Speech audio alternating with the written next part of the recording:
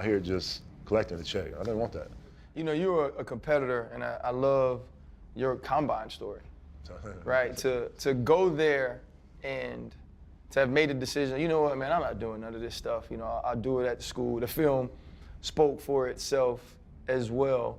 Take me through the thought process of a young Calvin who goes against what he was supposed to do in Indianapolis and runs 4.3. So we're doing those meetings or whatever, and I weigh out the meat market. You know, you're in there in your drawers and stuff and whatnot, and get my weight. I was right at 240, but everybody was like, "Whoa!" You know, I could almost hear like the action in the room was like, "Oh." Dang, it's fucking heavy. Right. Everybody think I'd probably be like 230, but it was like, I mean, like 5% body fat. So I couldn't lose weight, you know. I was just jacked from height, from, you know, just muscle. I mean, I went to college at like 185, 200, left there at 240. Right. So we're in there, you know, they're doing the weight and all that, and so we get to the interview after they do the weight, and everybody's talking about my weight. That's all they want to talk about. They weren't talking about nothing else. I'm like.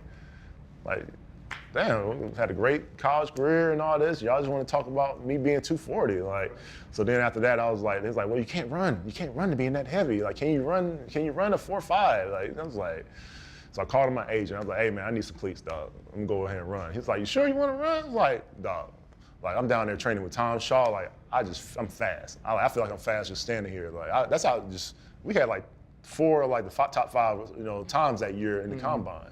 You know, from the whole group that was training with us down there in Florida. So I was like, send me my stuff, man. I'm about to go run for these fools.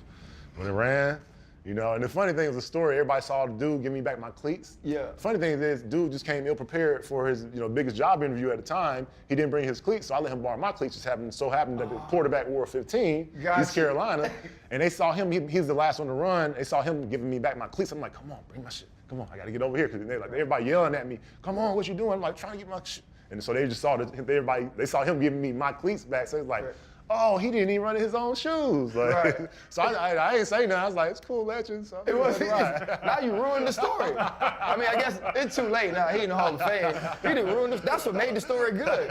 You know, it went all kind of ways. They was too small. They was too big. You know what I mean? He still ran. And look at Calvin Johnson. These aren't even his shoes. Those shoes are for a midget, and they're for a little person. You know, when to be